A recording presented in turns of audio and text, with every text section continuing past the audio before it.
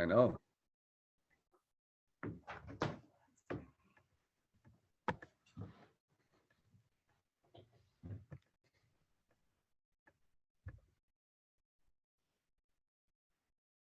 Mute is at the top if you want, if there's anything. Good morning, everyone. We're going to give just a moment to bring attendees in as people are logging on this morning, and then we'll go ahead and get started.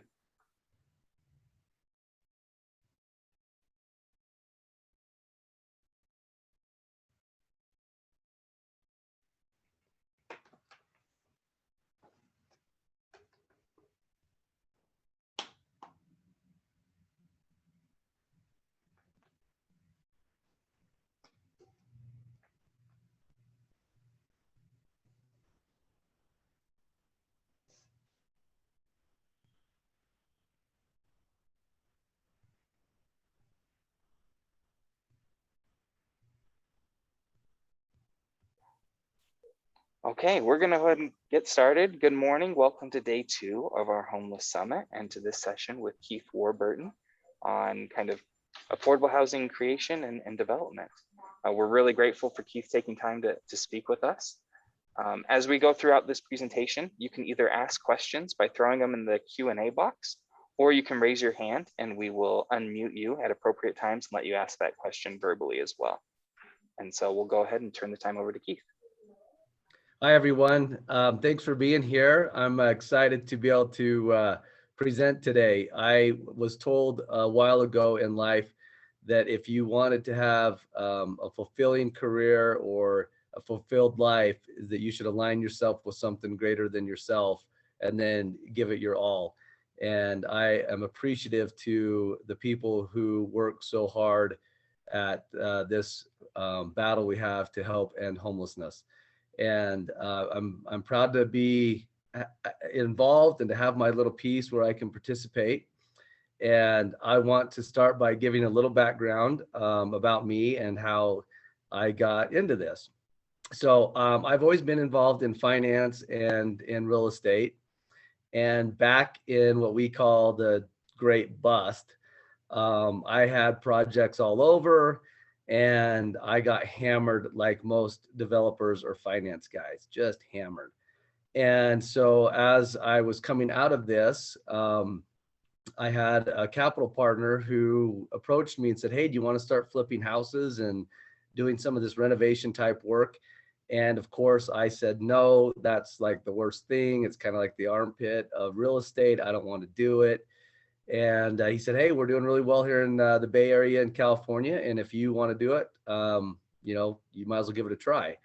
And I wasn't making any money at the time. So I thought, okay, I'll give it a try and see how it goes. And it went really well because that's how it went in the bust. Everybody could buy houses super cheap and do their best with them. And we did it for years and years and years. And then fast forward, and all of a sudden we get into Utah where now you can't almost buy a house, right? It's so hard, it's so expensive. And so a few years back, I had a real estate agent take me to a project.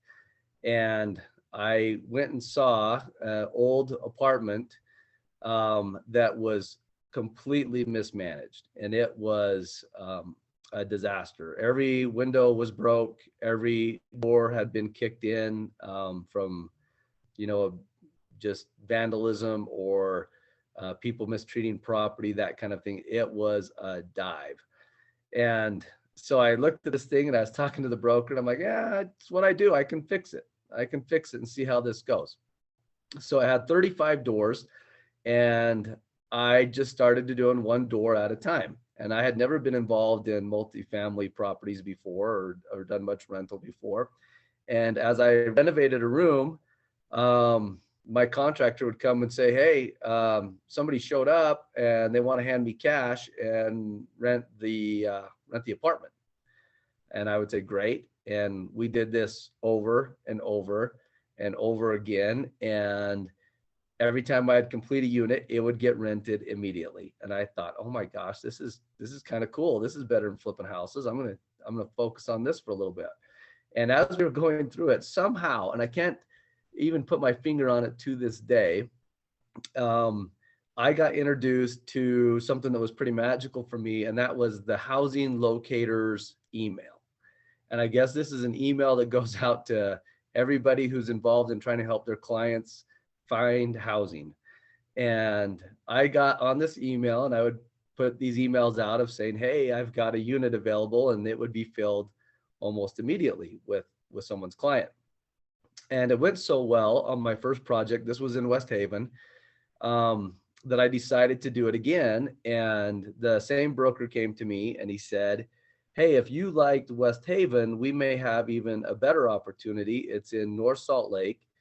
And this is an old hotel, but there's a problem is the seller got caught running this as a brothel, and he's been arrested for prostitution. And so you can imagine what this property looked like. And I saw it, and it was 35 doors again. And I said, this is something I can do. I can go fix this place up and see how it goes. And I started working with Carmen Martinez from the Road Home. And so when I was doing my due diligence, I was trying to prod Carmen to find out really, more about this homeless population that we could help. But I didn't know how to approach it really. And I didn't know the extent of it. So I would email Carmen and I'd say, Carmen, I've got like 35 doors. How many do you think you could fill? And you can see that I'm trying to do it because I'm a deal guy. So I'm trying to see if this is going to be a deal or not. And Carmen would email me back and she'd be like, I think we can take 10 or whatever number she would say. And I'd say, okay, do you need more than 10 or is it 15? And I think Carmen and I settled on like 15 was the number. And I'm like, okay, with 15, I got a deal. I can make this work. So I started renovating rooms. And of course, Carmen started helping fill them and letting the other people on Housing Locators know that we had this opportunity to fill this other place. And it started off fantastic. We got it filled up, and the rest is kind of history. So one thing that happened is when I bought that first property, it was March 9th of 2020.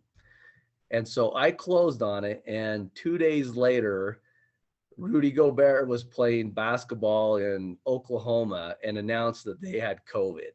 And it was like the world shut down. And somehow the construction industry guys, we got deemed an essential part of, essential workers or whatever they call this. I don't even remember the term, but we just kept working through it and kept supplying this housing that we were doing. And so it was really a fantastic time for us because we were able to find a lot of people to help us do the work and to take these underutilized properties and turn them into something special. I think that it's something fantastic for us. So I recognized two problems, and I'm going to share a screen here with everybody and a little presentation so that you can see this. Let me make sure I can do this right. And Yeah, that's right. this, Mhm. and then that, And then, no, hit, and that. and then, Okay, there we go. It's always good to have Natalie helping me. Okay, so two problems. This is what I noticed. Okay, first of all, how was I able to fill these units so fast? Is because we're all so aware of the housing crisis, right? It is talked about every day in every business article, journal, economic talk, whatever we're doing, we're always talking about this housing crisis. Why is the housing crisis here? Housing costs are going so high because of a shortage of supply, extreme high demand. I look at what it costs right now to build an apartment, and I've done quite a bit of numbers, and we're coming in the high 200,000s to build an apartment door, one unit from ground up. And rents have increased dramatically. I think we've seen jumps as high as 30% this last year. And so it's becoming increasingly hard to get people housed because our rents are so high. The other huge barrier that I think is the housing crisis is now.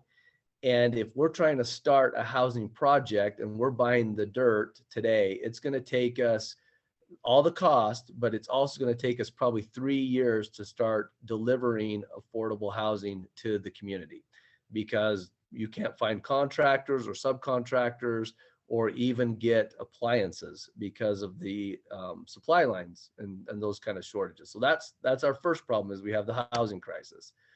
Our second problem is there's a hotel oversupply. And what do I mean by that?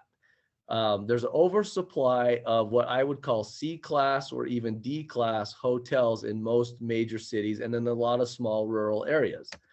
And the poor economics, because of too many hotel doors, it creates bad economics for hotel owners, and then they manage their properties poorly because the economics. So we have these burned out or used up hotels, and we see them everywhere. If you're in rural Utah and you have a town and you're driving down Main Street, you probably know the hotel I'm talking about. And these hotels become areas of high crime, and they become a property that city councils talk about and that the chief of police will talk about, because it seems to be an area that draws trouble when these hotels are poorly managed or poorly maintained. So what is our solution that we provide with us at Ville?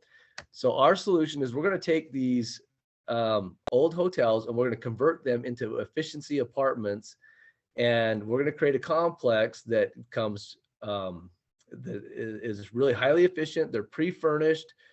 We remain with a lot of the unique amenities that come with a hotel. We have pool, gathering spaces, outdoor areas, a gym, a dog park. There's a lot of things that come with a property that you convert. It's usually a lot more than just building an apartment door. We offer housing to the very low income, and we believe in housing first and then work with case management to help clients succeed. And I didn't know what housing first meant when I first started working in this area. I had no idea what it was. And as I heard the term and I started watching, I started to understand the situation. And I can give a little bit of a background on that. So when we start our properties and we start moving people in for the first time, you're taking people out of a situation of distress or trauma, and you're putting them into a new situation. Well, that stress and that trauma doesn't immediately go away. So you've heard the term before, desperate people do desperate things, or people in a traumatic situation will act out, however you want to say it. So when we would first move people into our properties, there would be a lot of craziness going on. But in the first 90 days, we would watch and see that the bad behavior, of what we would call it, or lease violations, or however you want to term it, they would decrease week after week after week. And after about 90 days to 120 days, the properties were calm. And it was a stunning thing to me to see that when we would remove somebody from a situation of trauma and put them into a housing situation, that we could then work with case management to help these people succeed. And it's been a real boost in my belief on housing first.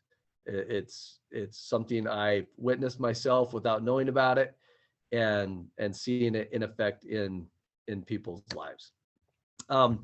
Our properties reduce traffic, waste, and sprawl. We're able to provide sustainable systems to be better partners in the community. We put solar on a lot of the buildings. They're efficient in design, and we use really efficient materials.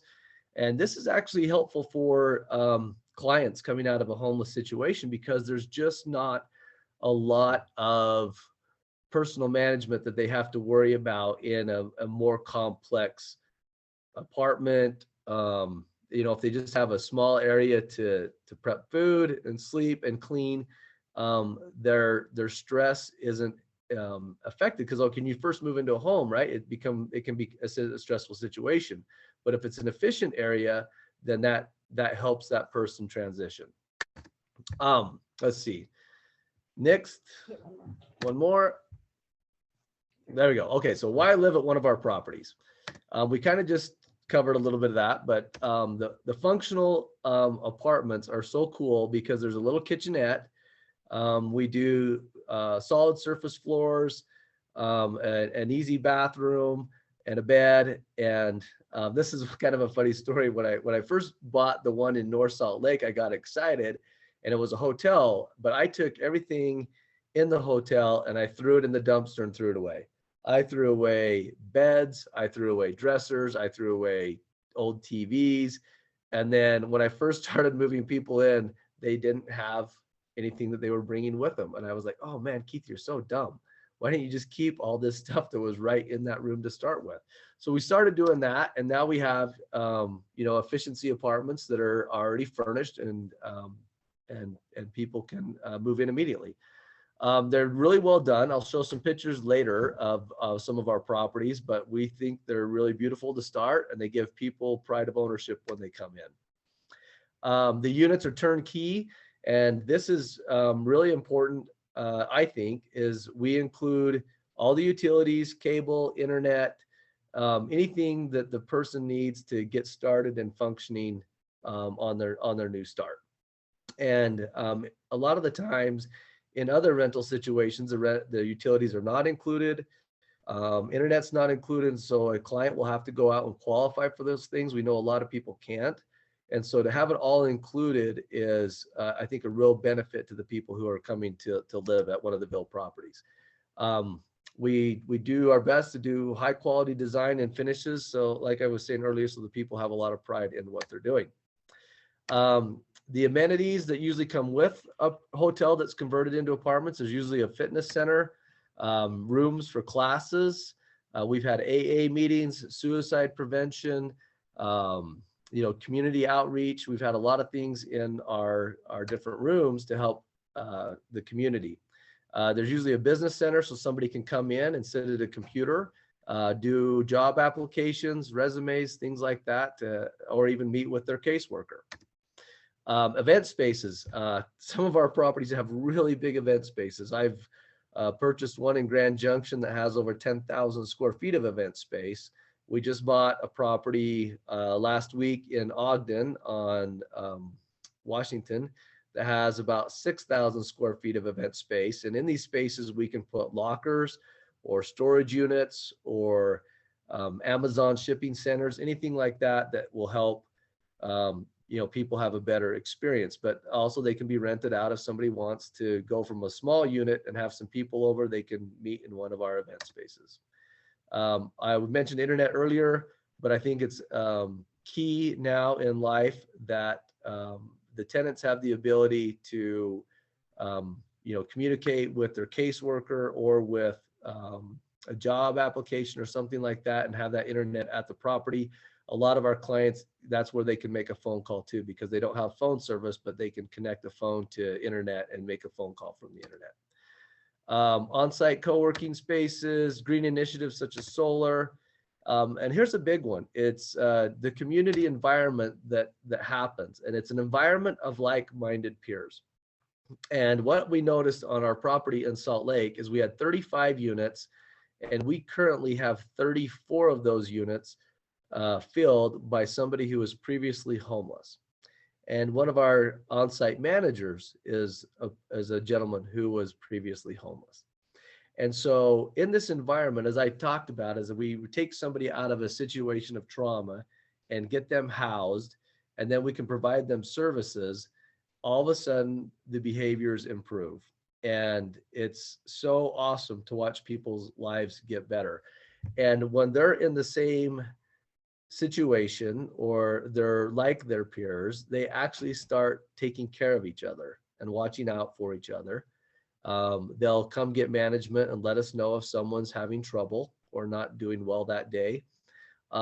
It's been humbling to watch people care about each other in a place, because they all feel like they've now got a place that they want to take good care of, and they start taking personal ownership in it. And I've loved seeing that. And large common spaces allow for freedom of commingling. well, they also have their private apartment. And so it's really nice that if they need the privacy, they can go have it. If they need the social touch, they can go into some of these places where they can commingle. Community dinners have been fun. One of our properties, we had a trunk or treat. So we've been able to do some fun things with tenants and make it an enjoyable time together. And also a lot of the tenants have opportunities to participate in some service opportunities that are provided by our property managers and case managers working together to help around the community. We'll even clean up a street that the property is located on. How we benefit community, like say for example, if we come into a small town in rural Utah or something like that, a good portion of the tenants, like I had mentioned, have been recently homeless, and we provide the most vulnerable members of the community a home. We are a zero barrier entry application, really. We work with a lot of the local LHCs. We've been on housing coordinators. Is that the term that I'm using right? Bragg has been especially good with us to let us participate so that we can know which tenants need housing the most and how we can help. We're in a situation that once we have someone housed, we can provide on-site case management with partners like case managers from the road home or VOA that can come meet on the property, and our on-site manager has the communication with the tenant's case manager, and it allows us to really communicate quickly. And if we're having any kind of problems or the tenant needs help, the case management can be notified quickly and come to the property and help. Like I'd mentioned, the tenants are serving around in the communities. Affordability is huge. I think we're one of the only options that really can be done right now that can stay affordable, because building from ground up is so expensive that you almost can't offer affordable housing because the costs are so high. Our unit prices are set to meet the HUD affordable guidelines. Properties are sustainable. We do as much as we can to be a good neighbor, and we try to do things like solar so that we can reduce the cost of utilities, which then can push the affordability of the units down even more to make it more attainable for more people. It creates a thriving social hub, and it's this again has been one of the things that I've liked seeing the most, is seeing the tenants take care of each other, enjoy life, and start making their way into a better situation. They help each other find work, and it's been really fun to witness.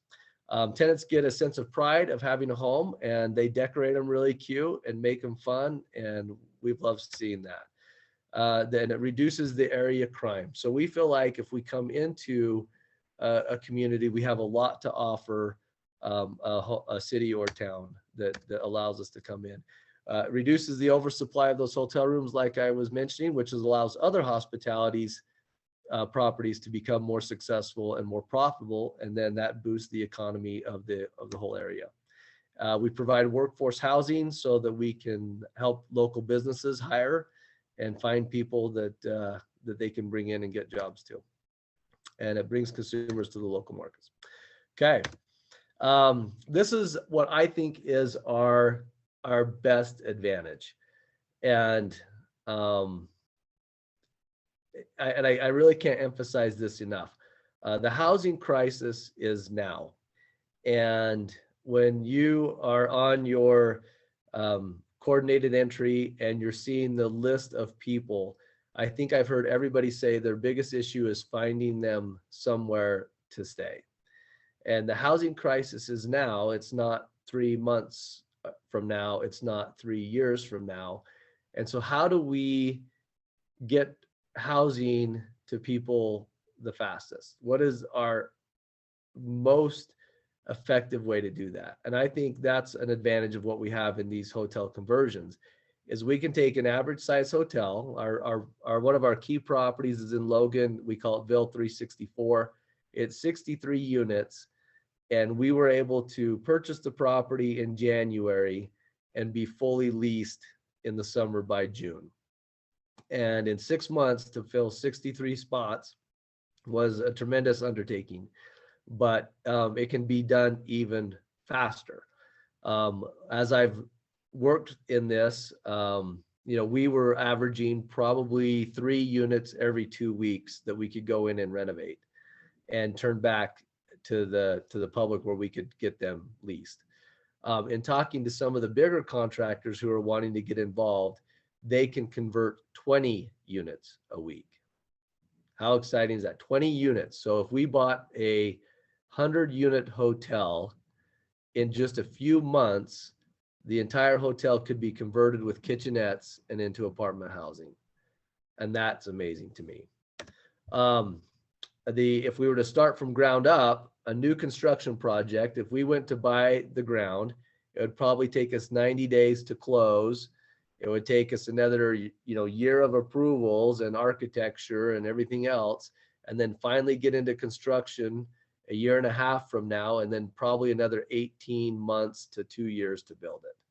So, I think every affordable housing project is needed. The housing crisis and the homeless situation is so important. I think that every housing idea is important, and we need to have every player on the field. But I think there's some that can deliver product now, and there's some that can deliver it in 3 years, and we need to be working on both. But we can't rely on new builds that will take 2 to 3 years to do it. Okay, so what are the challenges as you're thinking about this in your local area? What kind of roadblocks can you think of? The number one that pops up in my mind is it allowed? Is the zoning there? How do we do this with the city? So I always look for properties that have a zoning that allows for multifamily, or one that can be a zone change into multifamily. One of the ones that we've heard is we go into local towns or a city is we don't have a housing problem. And it's usually that they don't see it, but that's some of the terms we hear from city council.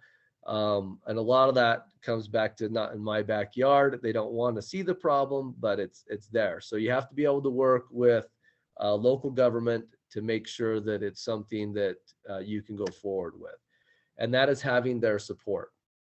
I think the keys to this is if we identify a property, the first thing we need to do is to meet with planning and zoning, and then with the city council. But I think we need to go a little further, as we need to talk to the chief of police, the fire chief, and make sure that everybody understands the benefits of what we're doing and how it's going to help the community. And I think once everybody understands and they see the needs that the local LHC has, you win that support. And we've seen it on a lot of our properties. And there's usually great people like many of you who are already there talking about it every day in your LHC, and knowing that this is something that needs to happen. And this gives us a way to provide that to the local, city council and get that support. So how can a property like Ville work in every LHC? I think it starts by identifying a property. So if you're driving down your main street and you see that old hotel that is just a disaster, that's one that we want. If you see a big property in downtown Salt Lake that probably doesn't have a lot of cars in the parking lot as a hotel and it's looking old and dated, that's a property we want.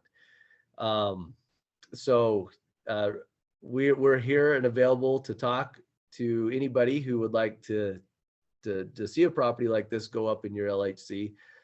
There's 12 LHCs in Utah, and our goal is to put a Ville property in every LHC. And we think we can accomplish that. We think there's properties available that can be converted.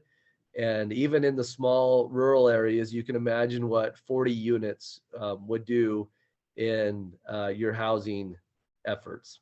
It's been tremendous, and we haven't found an area where it doesn't work.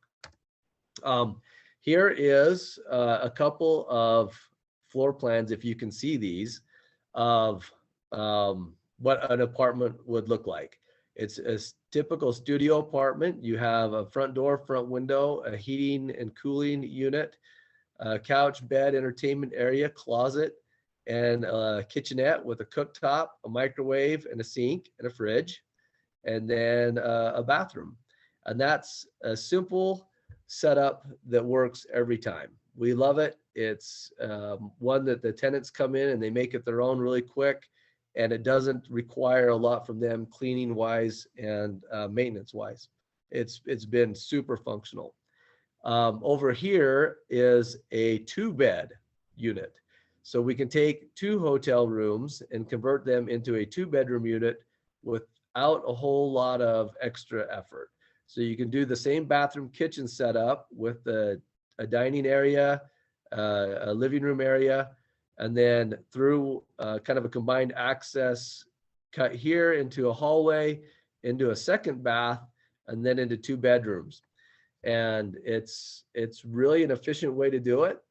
And it allows us to house different family groups or numbers of people. Here are pictures of our property in Logan. You can see they're nicely done. They're cute. People come in. We had one tenant come in and she actually broke into tears and she said, "This is the first new place I've ever been in.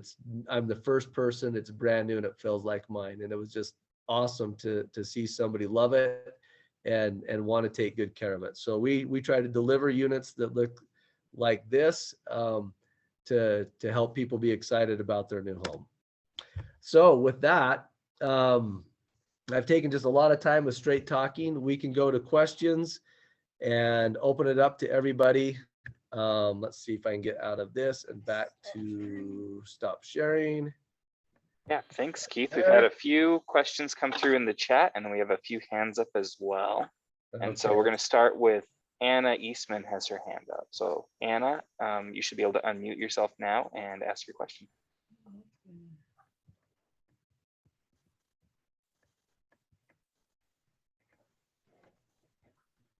Let's see, I got dropped off here a little bit. I'm going to try to fix this. Anna, are you able to unmute yourself? Yeah, sorry, I actually don't have any questions. Did I accidentally raise my hand? You did, but no big deal. Sorry. No problem. In that case, we'll go to Julie Bean.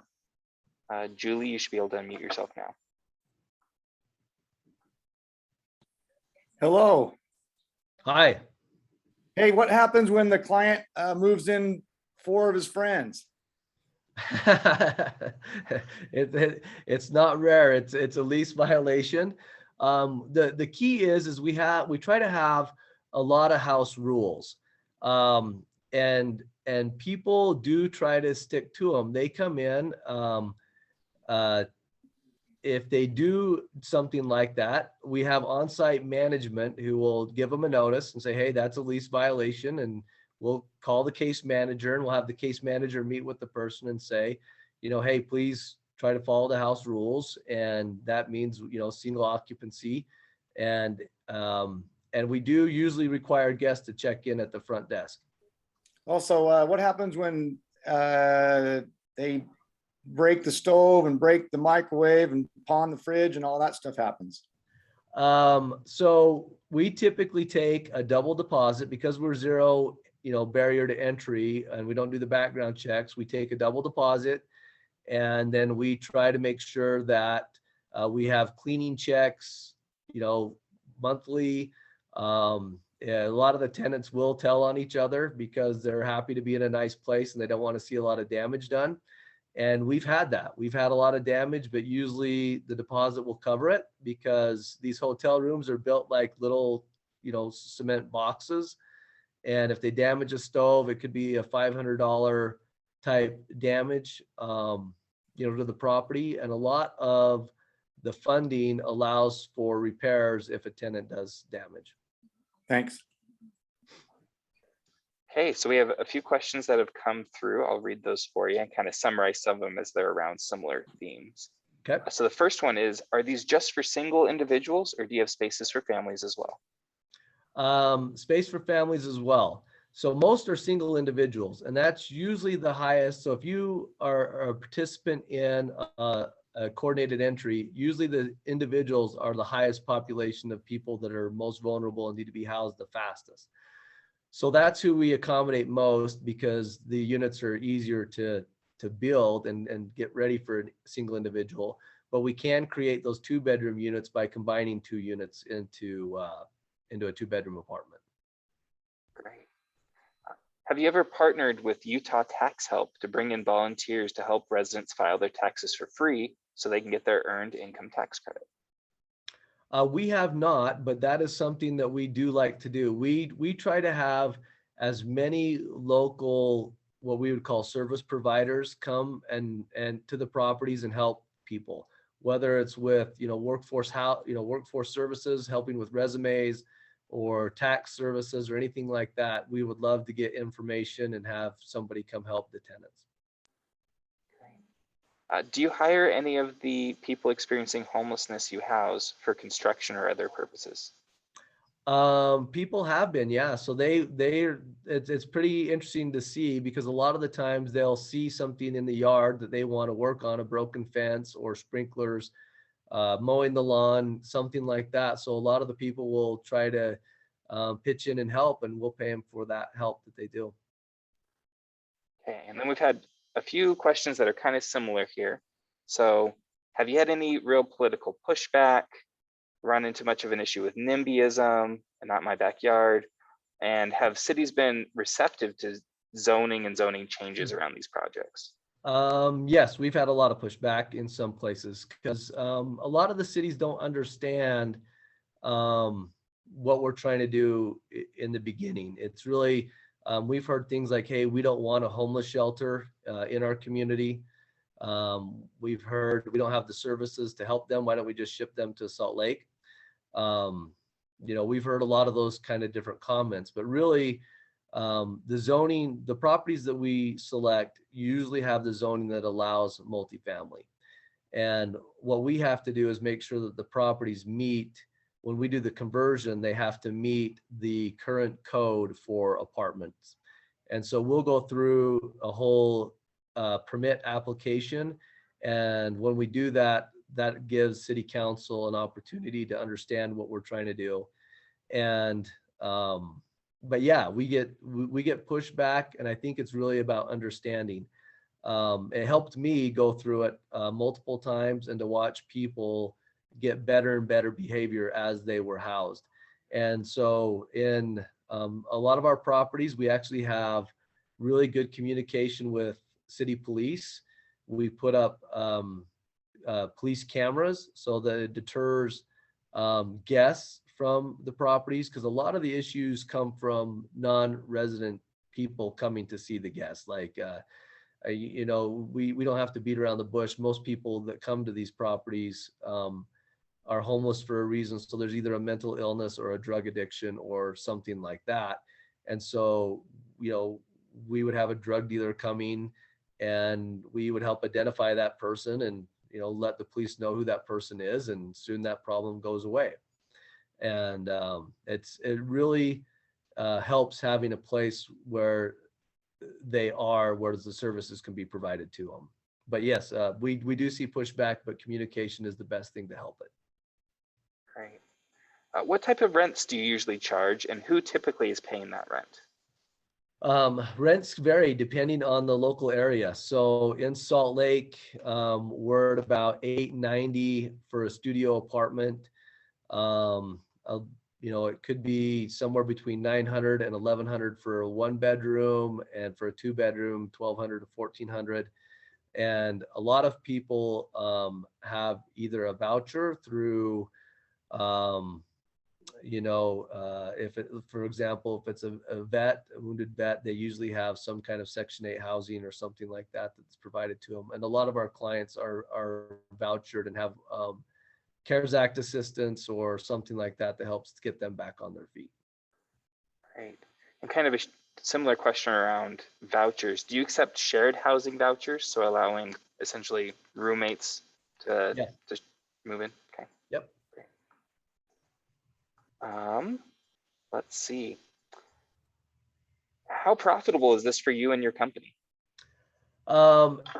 Hey, this is what's kind of fun about it is I put the title Housing with the Deal Junkie. And the reason I say that is because when my kids would go to school, everybody would ask, what does your dad do for work? What does your dad do for work?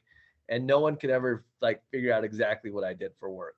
So, instead of, and you guys all see this, like a car salesman will call themselves like a car consultant or something like that, or insurance guy will call themselves a financial planner. And I didn't want to like over entitle myself. So I just told my kids to tell everybody I'm a deal junkie. I go find deals. So the deals have to work, right? Economically, they do. But let me tell you why they do work.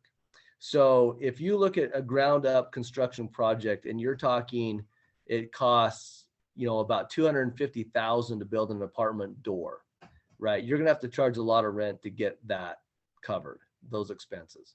If I go and buy a old hotel and I pay $50,000 a door, and it takes me $20,000 to renovate the property and to get it up to code. So I'm in at $70,000 a door. I'm significantly more profitable than my competition, and I'm not afraid to share that, because what it does is, and now the private sector has a vested interest in participating in ending homelessness. Does that make sense?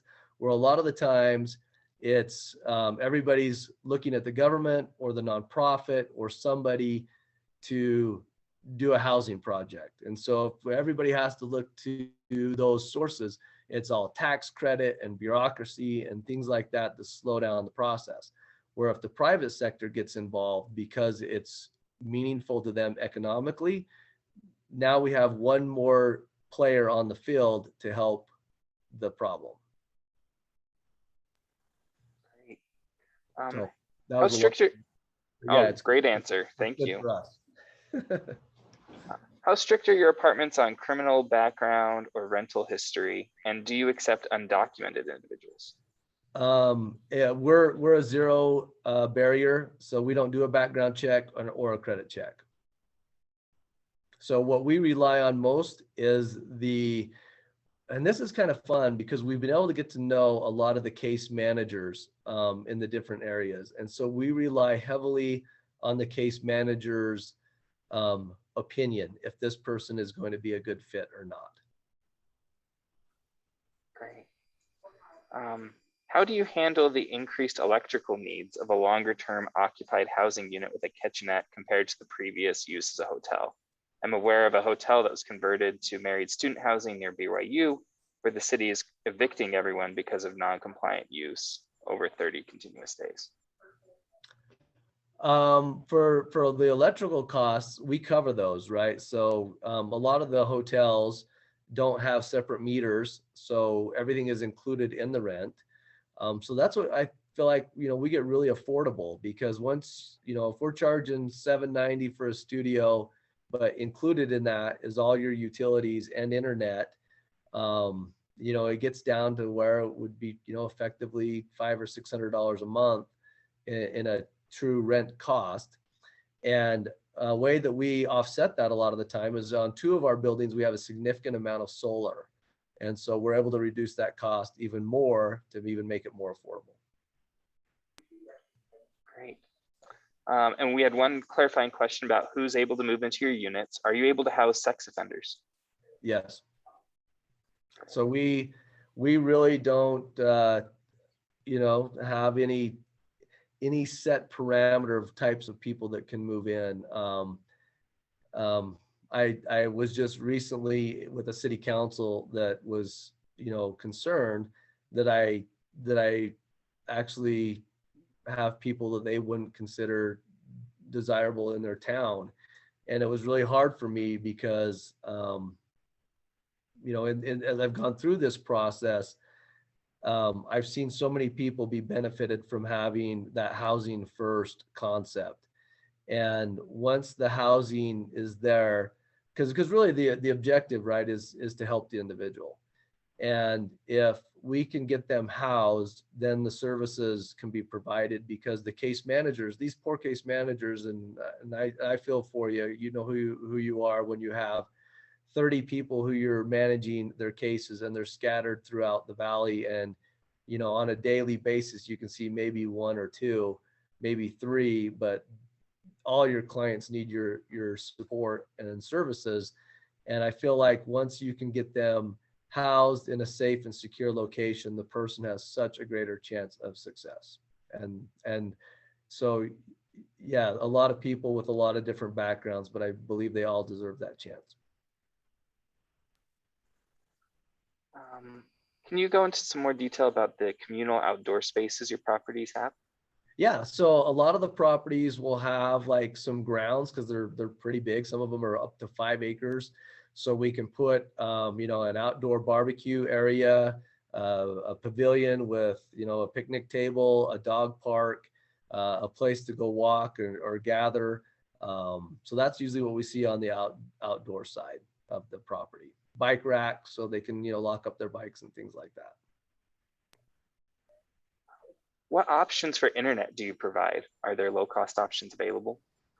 The internet's free. We pay for it, and we put in, boosters throughout the buildings, like a regular hotel would. And so the client can have access to that as long as they're within the Wi-Fi range. Do you have any family-only properties, or are they all kind of mixed between single individuals and families? They're all mixed, but right now in our Magna property, we are building 8 3-bedroom units, and those will provide to families only. Do you allow animals in the units? Yes. What about deeply affordable housing for those that aren't on a voucher and can't afford $790, i.e. those on disabilities with a fixed monthly income or just making less than $800? Do you have any ideas about how to get housing for those individuals? Yes, right now it's kind of an interesting situation, but there's a lot of different ways for somebody to approach us and have us. We've done this long enough now that we know a lot of sources to help somebody get, their initial deposit or the first month, and so we can go month to month with somebody who can get their foot in the door and then help, either try to help them get case management or help them get resumes out to find work so that they can get ready to make that next month. But really the key is to try to help somebody get their foot in the door and get started. Okay, so we're getting lots of questions about your properties and projects in Ogden. Can you kind of go into a little more detail about what those projects are, when they're opening, those types of things? Yes. So our one existing project is actually in West Haven, and it's a 35 unit project. It was my first one, and it has another large space that we're converting into some housing options, and then we can build more units there. So that one's under work now. And last week we bought the Days Inn, which is right on Washington Boulevard, and it's a 100-unit property, and we just barely got it. So we're still working through change of use permits, building permits, and those kind of things. Do you have a long wait list for your projects, and how do you balance that demand with the supply you have available? Yeah, it's so generally, if we take down a property, like I said, we can start delivering units quickly. So what we try to do is it comes in stages. So as soon as we start finishing 1, 2, or 3 rooms, a lot of the people who are involved in the local LHC are aware that, what we're doing, and they can start telling us who they would like to try to house first. And so and we also have walk-ups. It's been one of our challenges too, is a lot of the market rent people are willing to pay more than what somebody might have on their voucher. And that's sometimes can be a conflict for a landlord, right? Of what they're trying to do. Are they trying to make more money, or are they trying to house a certain individual? So we try to be as fair and as balanced as we can, but we have such great relationships with LHCs that they typically already have us a list of applications and know who's going to try to go in first. Can you talk a little bit more about that connection with the LHCs and who's actually doing the work on the ground to connect these individuals with resources and case managers? Yeah, so I believe Utah has 12 districts called LHCs, which is your local housing council, I think is the correct verbiage on the acronym. And that's usually made up of somebody from the city council who's over housing, local nonprofits who are helping house the vulnerable in that area. And so they all work together, the VA, VOA. For in Salt Lake, you'd have, for example, the Road Home, VOA, Families Feeding Families, Hope. What were some of them, Natalie? So anybody, so like it's a lot of people involved trying to help work together to get somebody housed. So they go through a critical needs analysis of each person, and they call it a SPDAT score. And the higher the score, the more vulnerable that person, I guess, would be or need housing quicker. And so that person would be put at the top of the list, and then that person would be brought to us in an application. But really, it's your case management. It are the people who've been involved in helping take somebody from the streets to a shelter, to helping them on its assessment, and then helping them into the housing.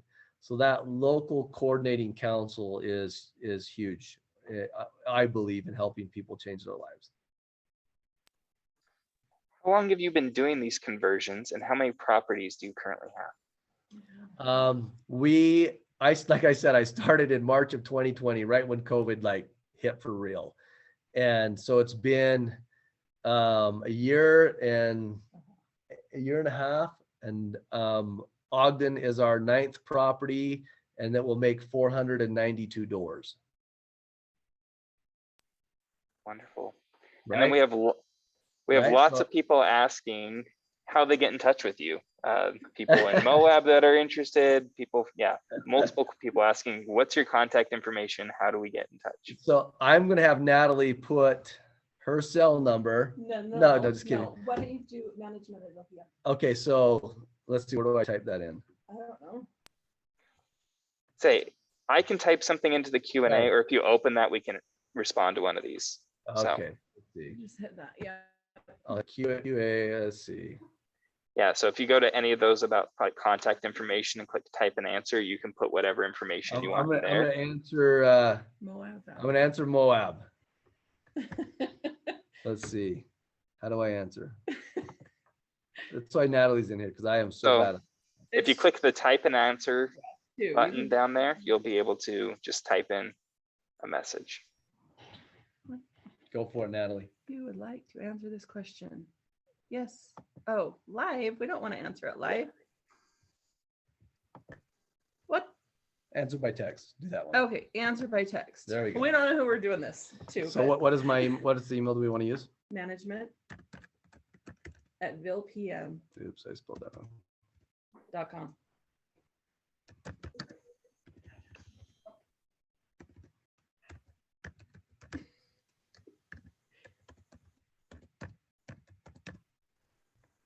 Go. Did Go. it work? Got it. Okay, so that's really our goal. What I wanted to the message I wanted to convey today was really that this is something that can be taken all across the state of Utah. And the reason why is it can be as small as a 20-unit hotel or as big as a 40, as long as there's case management there to help support. And really with what the state is doing on funding to help end homelessness, it's going to be a big opportunity. COVID was really an interesting thing because it put a lot of these C and D class hotels, in a spot where they needed to sell. And so a lot of them are wanting to exit those properties. And it's kind of like it was back when I went through the housing bust, and there were a lot of foreclosures on homes that could be bought inexpensively. Now it's kind of the same thing with hotel properties, but it's an opportunity for us who are involved in helping end homelessness, that there are properties that are available now that we can start working on immediately. And so that's, I think with the 12 LHCs, everybody who's in one of those areas should be looking at a property that they could use.